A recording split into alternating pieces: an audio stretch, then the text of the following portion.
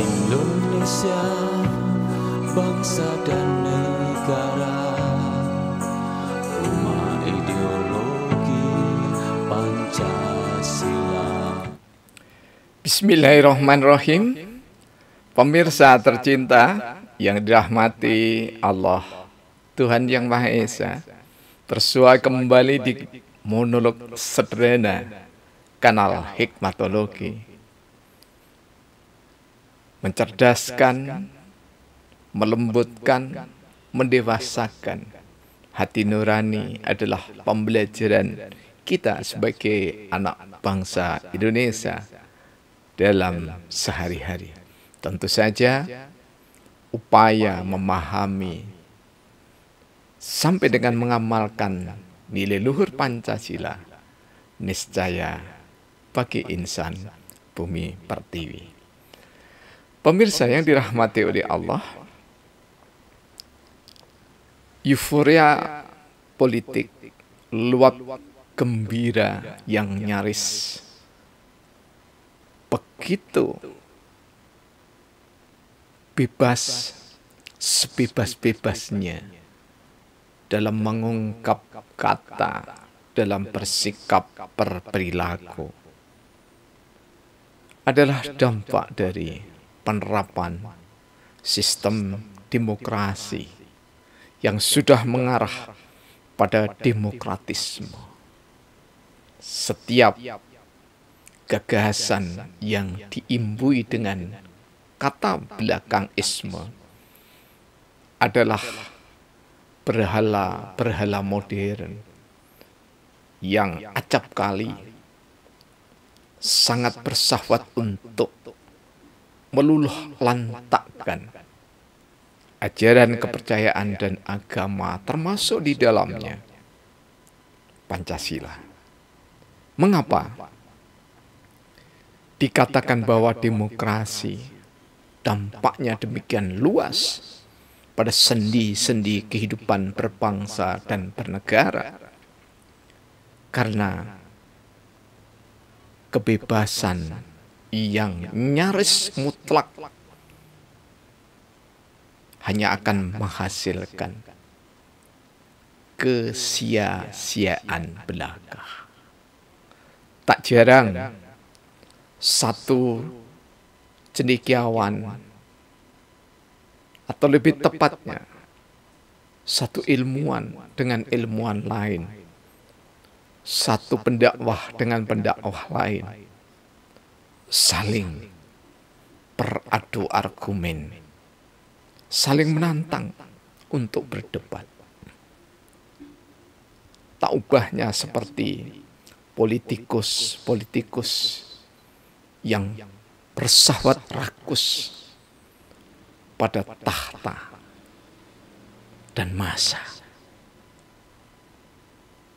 Karena itu tak berlebihan jika kami simpul kajikan dampak dari demokrasi itu pertalian dengan budaya politik yang ada di Indonesia. Tentu saja sebelum Indonesia ada, di zaman kerajaan dan kesultanan Nusantara, perpecahan, konflik, bahkan hingga peperangan tak jarang karena budaya politik plural participation yang dengan gagahnya menyuguhkan uang kepada orang-orang yang mampu untuk diberdayakan merebut kekuasaan. Pemirsa, mari kita sejenak membaca data, kemudian berupaya untuk menganalisis secara sederhana. Sabdana yang ke-16.234 kami ambil dampak demokrasi bagian ketiga. Budaya politik paralel participation dengan uang berjalan.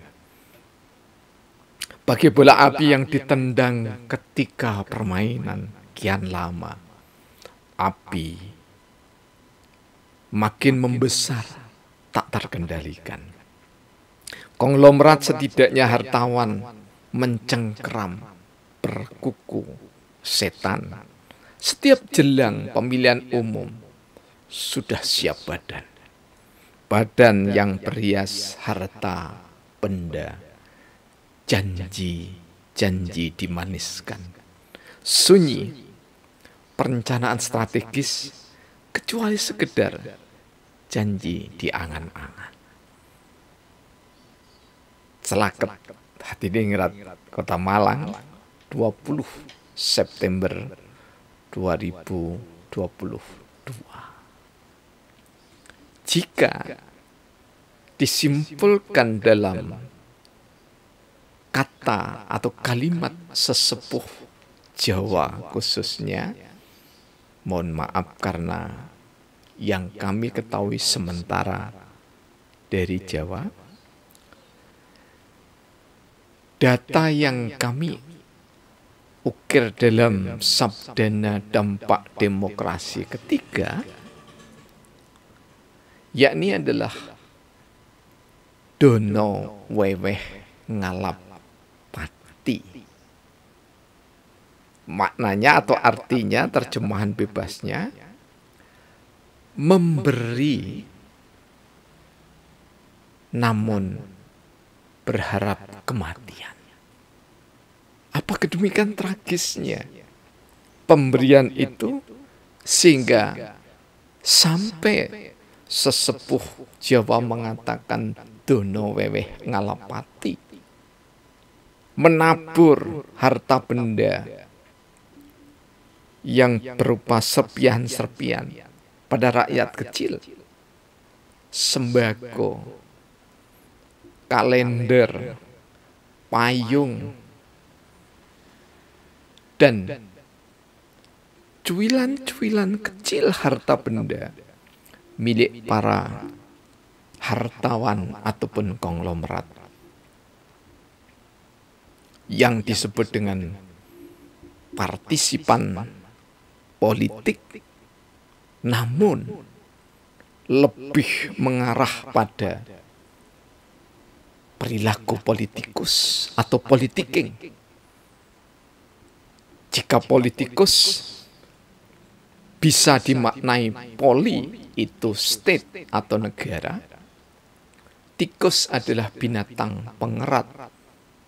Bukan sekedar cocokologi ini, tetapi memang secara terminologi politikus berbeda dengan politisi.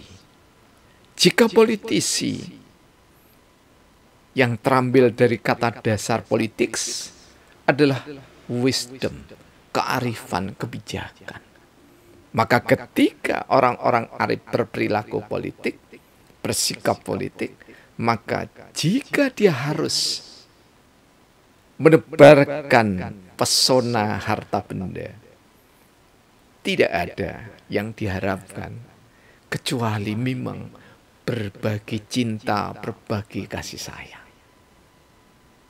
Bukan semata-mata memobilisasi massa agar massa itu tertundukkan melalui partai politik yang dimilikinya. Sangat berbeda sekali. Karena itu kami buka sabdana itu dengan budaya politik parallel participation dengan uang berjalan. Ini adalah riset kami tahun 1984.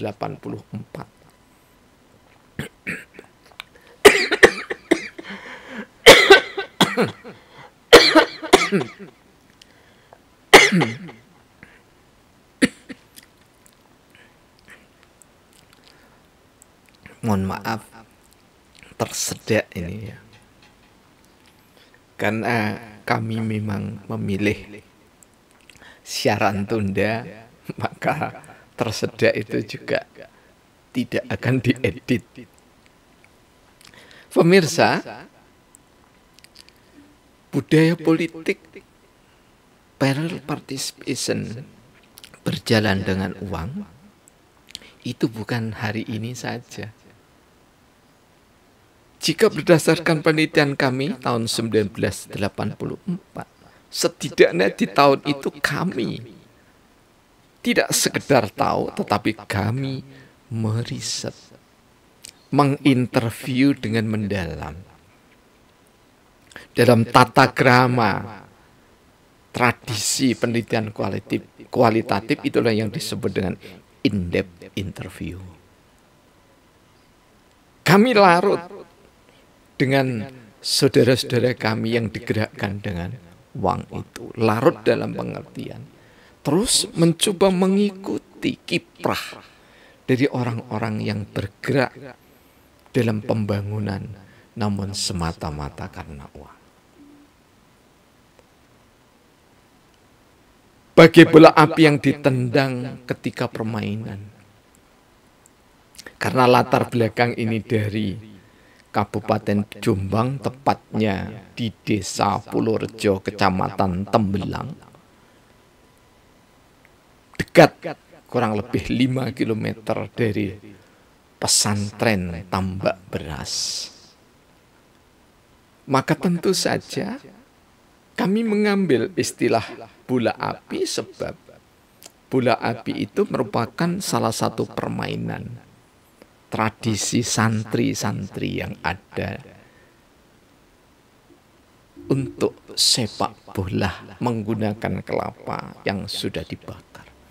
Kian lama, kian ditendang, maka kobaran api demikian besar nyalanya. Karena itu kami lukiskan, kian lama api makin membesar tak terkendalikan. Ini adalah lukisan alam demokrasi. Makin demokrasi itu menerapkan liberalisme, bukan liberal. Jadi kebebasan yang sudah disembah, maka konglomerat, setidaknya hartawan, mencengkram dengan kuku setannya. Kenapa kami sebut kuku setan? Karena syahwat yang berjalan adalah syahwat untuk meraih, memobilisasi massa. Ini terjadi setiap menjelang pemilu. Mereka siap badan. Sekarang sudah ramai. Setidaknya paruh tahun 2022 sudah ramai marah atas nama seseorang. A presiden, B presiden, C presiden, dan seterusnya. Sampai antara saudara pun saling berebut massa dan saling mempecundangi satu dengan yang lainnya. Dan mereka yang diusung, kita masih belum menyaksikan. Diusung menjadi calon pemimpin nasional. Kita belum menyaksikan siapapun di antara mereka. Kecuali menebarkan pesona-pesona kepribadiannya.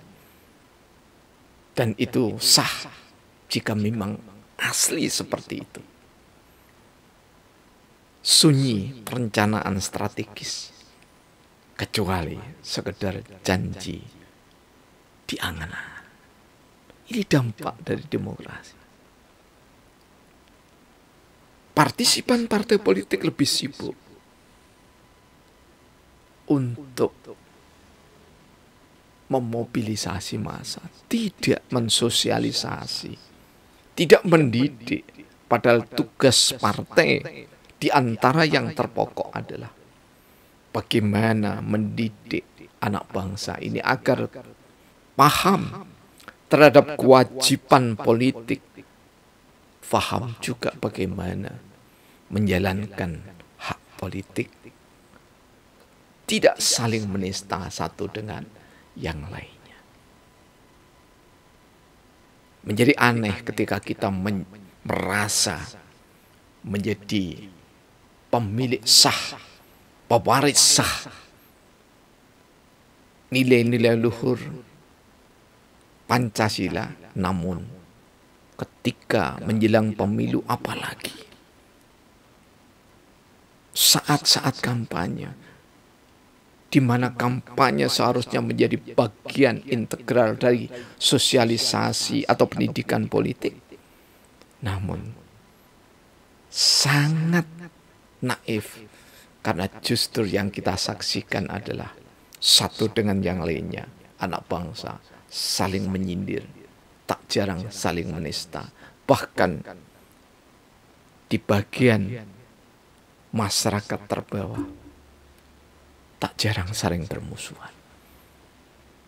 Sudah waktunya kita meninggalkan demokrasi menuju hikmatokrasi, sistem pemerintahan yang berupaya keras berproses menuju negara yang paripurna berdasar Pancasila dan Undang-Undang Dasar 1945.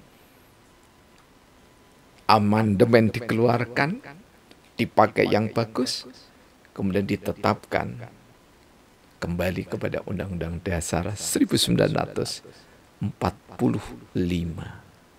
Meski kita menyadari ada aturan peralihan yang membolehkan tentang perubahan itu, namun perubahan itu akan lebih indah ketika diletakkan saja di dalam ketetapan Majelis Permusyawaratan Rakyat Republik Indonesia. Dan kembalikanlah MPR RI menjadi lembaga tertinggi negara sebagai pengejawantahan dari keberadaan kedaulatan rakyat. Karena dengan parallel participation, dampak demokrasi yang menjadi demokratisme, maka kedaulatan rakyat sirna. Terima kasih segala perhatian dan dukungannya. Alhamdulillahirabbil alamin. Ditulis pada